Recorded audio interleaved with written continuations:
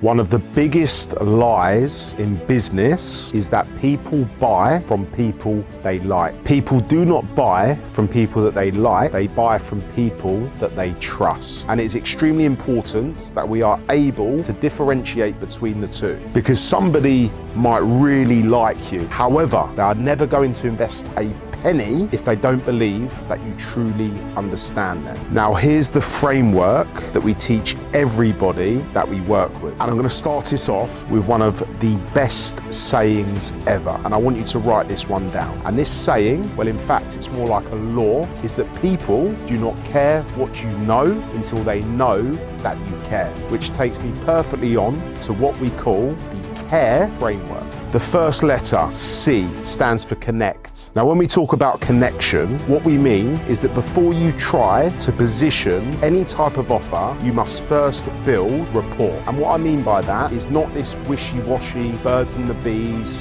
how's your pets, how was your weekend, how's the weather type of rapport. I'm talking about true business rapport. How do we do this? We need to find some sort of common ground. You must ask about their business. You need to understand why they've booked that meeting in the first place. At all times, you really must slow the conversation down. That way, it allows both parties to think correctly. And also, you must understand that people can always tell when you're simply waiting for your turn to speak. Second letter, A, stands for ask. And this is where the majority of people in business will fail. And that's because they ask surface level questions. Surface level questions will never ever problem find. Too many people go in trying to problem solve, but before you can problem solve, you must problem find. And to do this, you need to ask real questions that uncover real consequences. For example,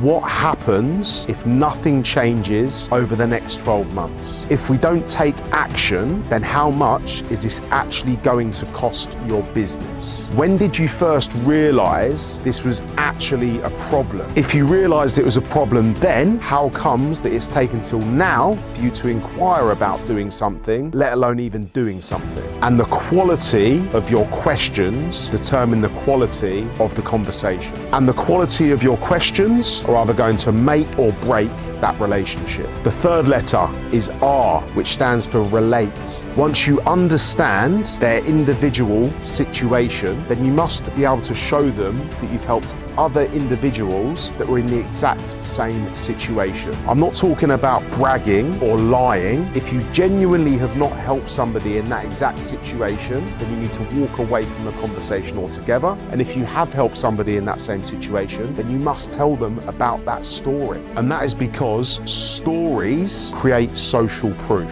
They deliver so much more belief than just talking about facts, figures, statistics. And finally, educate. Don't pressure, simply teach. You must explain how your solution works and how it is applicable to your prospects' personal circumstance. You need to explain why. You need to help them to understand the process. Because people will make confident, correct, and informed decisions when they feel informed, not when they feel sold to. And now this is what I want you to implement on your very next business call. 70% of that conversation, at a minimum, must be invested in understanding your prospect or client in absolute entirety. 30% absolute maximum is what needs to be invested in talking about yourself, your product, your company. Trial it and see how much trust you build.